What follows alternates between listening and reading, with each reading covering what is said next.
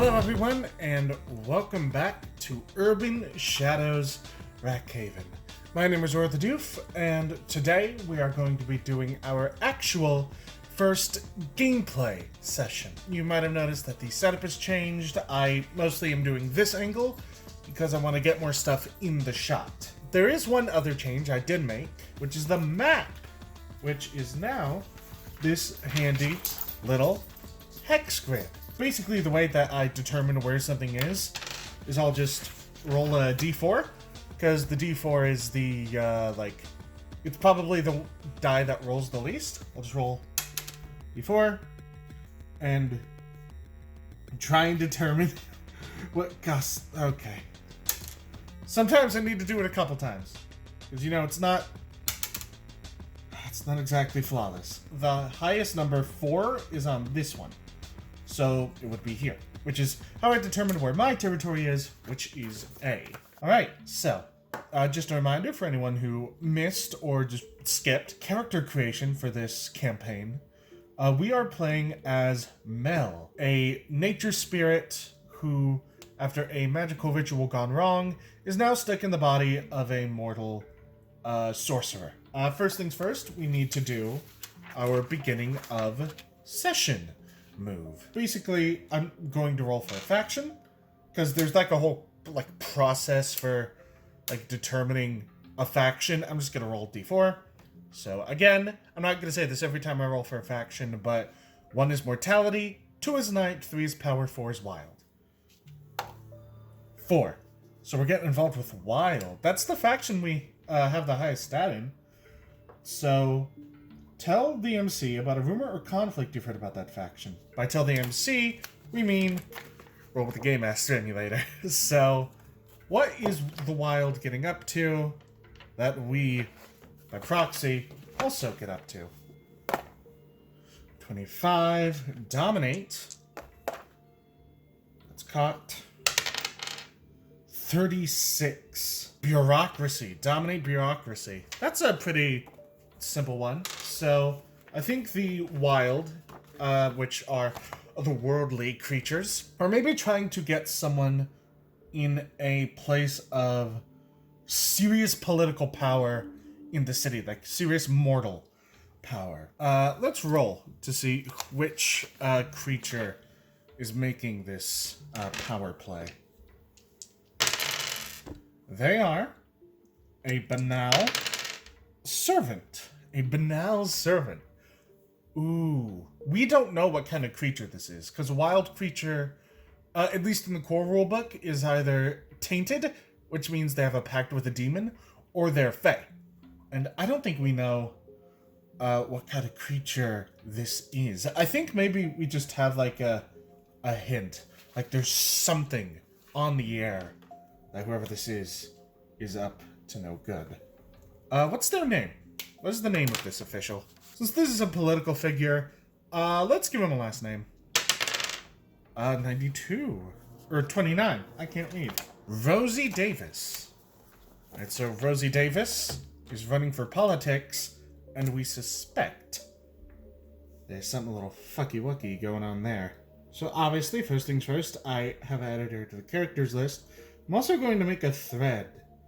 What is Rosie Davis? I am also going to go ahead and do kind of probably what I'm going to do throughout the series. There's a beginning of session move and an end of session move. I'm going to treat that more as a beginning of arc and end of arc move, because these videos are going to be 30 minutes, 45 minutes at the max, and I don't think that counts as a full session.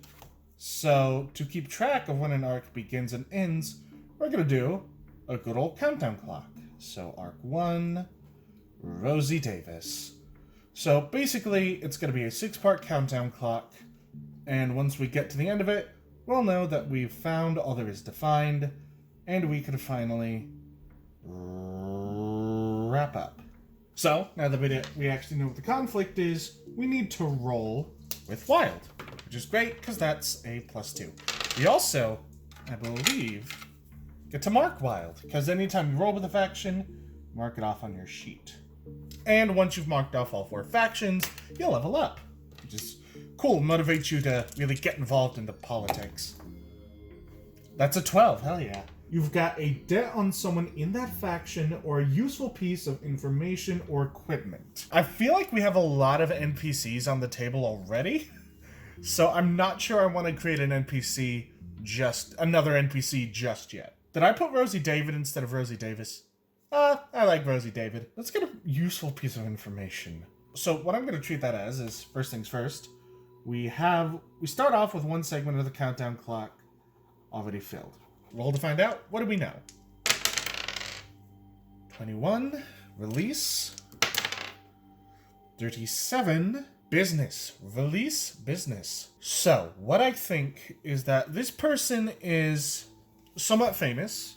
Like, maybe not like famous, but, you know, they are a figure in this world. They're not like a random nobody suddenly jumping into the political scene. And what I think is they're sort of a prominent, or were at least a prominent small business owner. Recently, that business has gone downhill. Did it go downhill because Rosie is pursuing politics? Or is she pursuing politics because her business fell through? That's what we gotta find out. By the way, let me just get one of my Magic the Gathering dice. I don't know if y'all will be able to see it, but we'll set the starting chaos rank at 5. So, first step in our journey is to investigate Rosie's old business. Where is it? Where is it? Let's find out. Let's roll on the map.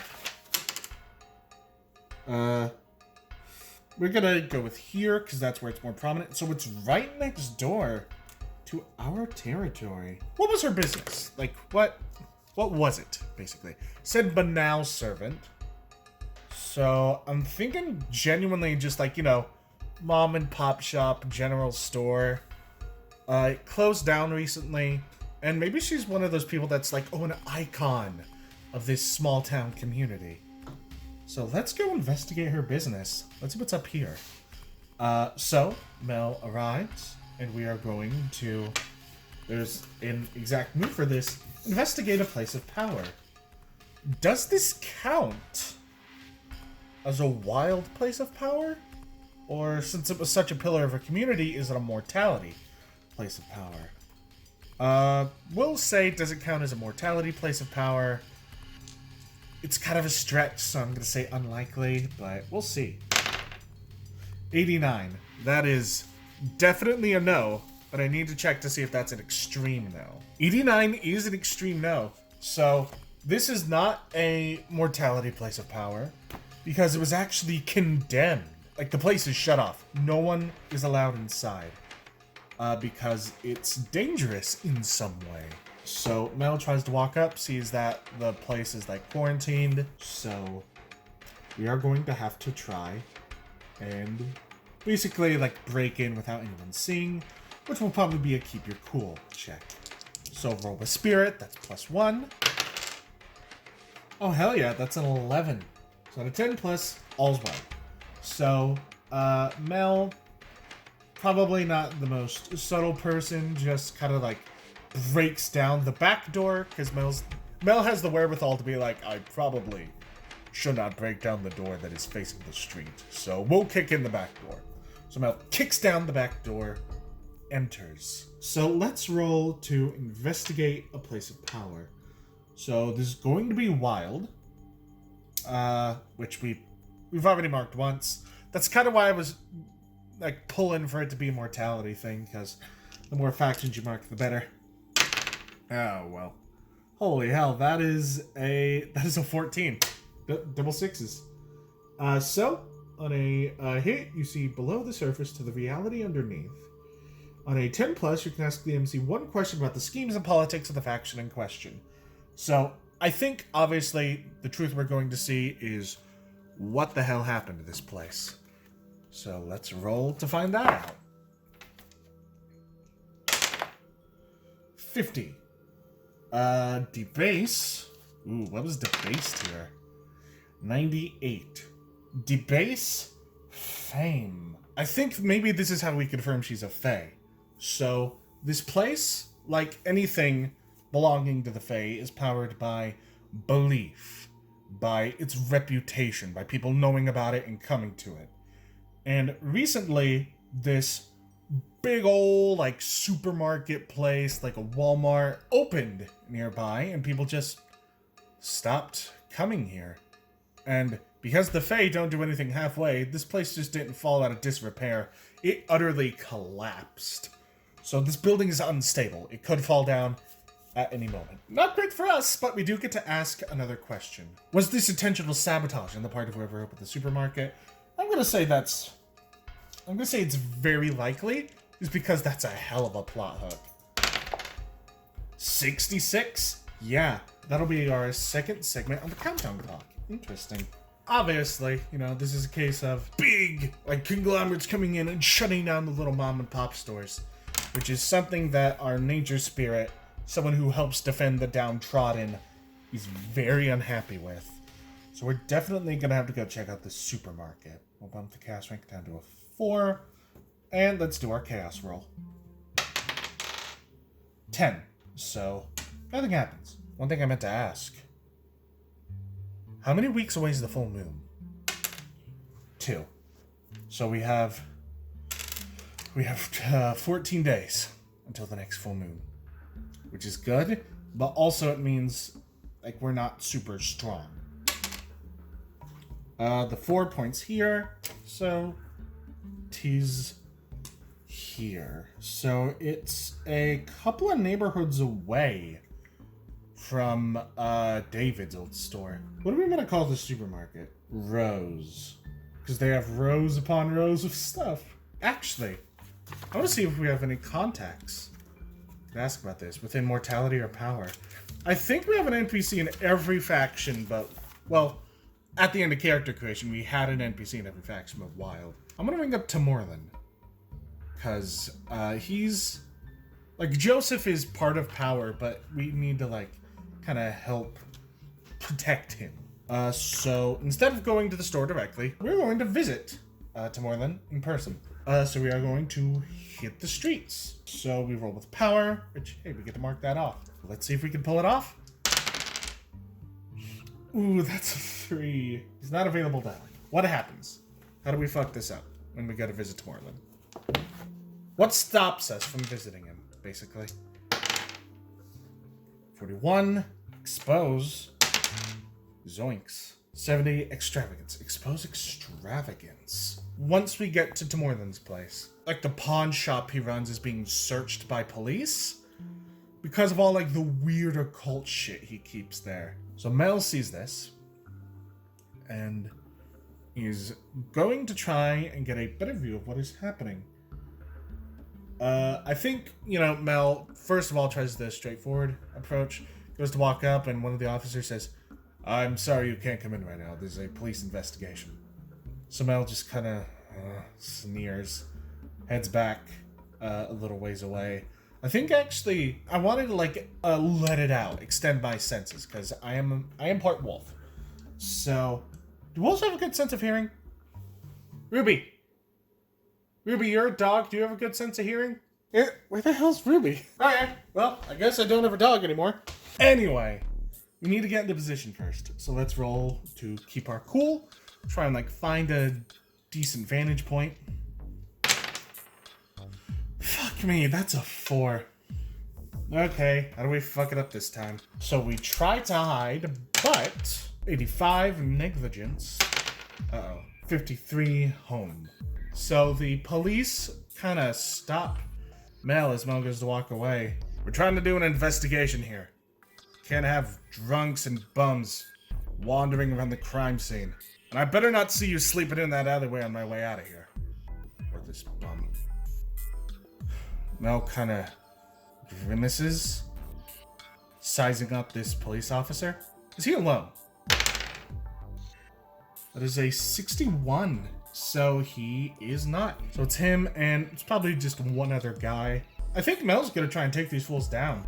So Mel, like, turns around, pulls, like, their scarf over their head. I think we established them as kind of like a neighborhood hero vigilante.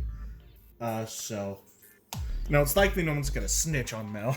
At least in our neighborhood. Mel's going to, like, pull their scarf to cover like the lower half of their face, and it's gonna unleash an attack on these fools. I'm gonna say because these are like grunts, minor NPCs, they only need to take like 1 point of harm to be knocked out. So let's unleash an attack, which we have a +2 on. So that is a 12, hell yeah. We can either inflict terrible harm or take something from them. So Mel kinda turns around, lifts their mask up, turns around with like a full like spinning elbow, cracks the cop across like the nose. The cop slumps to the ground. What do we want to take from him? I think like after like we take out his partner, I think we'll find a warrant on the guy after we take out the second guy. So the second guy does that. Need a roll to take him out, which is a +2 again. That is a 7. I think the cop tries to like do a chokehold, and Mel fully like flips him over and like full karate chop on the neck, knocks him out. But we do have we'll mark off 1 point of harm, faint harm. See who issued the warrant on this guy, on Tomorlin. Is it someone we know? Who would not like Tomorlin? Mead could be behind it, because they're like a big crime lord that wants to take our territory. Could be this vampire threat that Joanne is helping us face. I'm gonna say it's likely it's someone we know, because I think that's cooler. Ooh, 81. Nah, it doesn't follow through, so it's not from someone we recognize. Is it a mortal thing? Like, was it just like city police, or was this like a power play from another faction? I'm also gonna say that's likely. 59. Nah, so this was a mortality thing. Alright, so odds are they just really thought this guy was carrying some suspicious stuff. Is there... I'm gonna roll a d4. So on a 1 or a 2, there's just 1 guy inside. On a 3 or 4, there's 2 guys inside to deal with. 1. So we only have to deal with a 1 guy. I think Tomorlin's still in here. I don't think they've arrested him yet.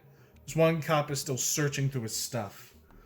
Maybe just to like make it make more sense, I think there was 1 guy standing guard and 2 guys searching, but then one of the guys searching heard the disturbance and came out. So I think that makes sense. So gotta deal with this. I kind of want to roll to let it out. Just like do some like weird supernatural stuff. Yeah, let's go ahead and do that. So take let it out, which is spirit. That is a 7. So we could choose one from this list, but we have to mark corruption as well. I want to take +1 for it on my next roll, which is going to be the attack roll. I kind of like to think of it like from like a comic book perspective. Like we see this like fight outside, then it cuts to the cop like searching through stuff. He's like, I don't know exactly what we're supposed to be looking for. The rest of me just looks like a bunch of antiques, huh, Jim? Jim? What the hell did you... And then from behind him, Mel just kind of like pops out of the shadows, grabs this guy, and just a little too brutally starts attacking him. So let's roll to see if we can do it. This is going to be a +3 in total. Hell yeah, that's a 14. We clobber this clown. And I think I'm going to choose we inflict terrible harm on this guy because of the point of corruption we marked. So Mel comes down, fully just starts wailing on this guy. I think at one point, like, his arm fully pops out of sight. Like, his arm breaks in the beatdown. And Mel eventually just looks down as the cop is unconscious and says, "Fucking pigs on my turf. Tomorlin, you can come out now. They're all dealt with." Tomorlin steps out, probably steps out of his office, where he was, you know, very anxiously watching. Actually, what is his bearing? Let's not assume the man's anxious. His bearing is 5, inquisitive. What is his focus? I like to do this for each scene. I basically never used this table before, but now I am, and it's dope. He wants to petition.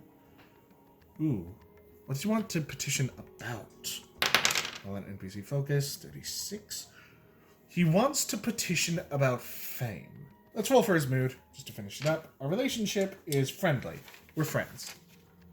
So, the mood is... it's sociable. He's pretty nice. He's trying to, like, play it off as he walks in. Quite a mess you made on that poor man. After the cops searching and then getting their asses beat, I might need to rebrand the place. I'm sorry. I got a little carried away. I always think I'll get used to it, you know? That I'll get used to this body living like this, living among you people, but I can't imagine what that must be like. You can't. I don't suppose I could trouble you with a cup of tea or anything else before these gentlemen wake up? I'll deal with them, like I said. Don't worry. The problem right now is making sure you're okay. I suggest you head on back to your apartment. Try and lay low for a little while. It's probably for the best. Thank you, ma'am. Before you go, I do have a question for you. The rose that opened up a little bit north from here. Do your people know anything about that? I'm gonna say it's 50-50. 96. So it's not power. I don't think it's mortality either. So that just leaves one other faction that this store could belong to. No, that place is darker than that. What do you mean? Dark creatures on that place. Vampires, ghosts, that sort of thing. Why would vampires and ghosts run a supermarket? And if I know, why would a nature spirit drink tea? Fair point. Now go and get some rest. I'll deal with the cops. And Tomorthan does leave, gets in his car, and drives away. And I think that is probably as good a place as any to end our first ever session of Urban Shadows Rachaven.